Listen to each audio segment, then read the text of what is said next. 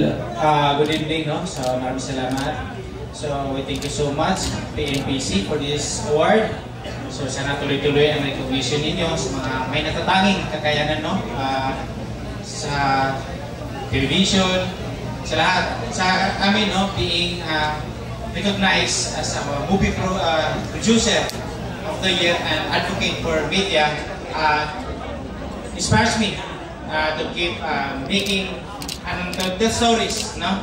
So, para kahit paano ma-uplift natin, no? Ma-inspire natin yung to make positive change sa lahat ng elected officials.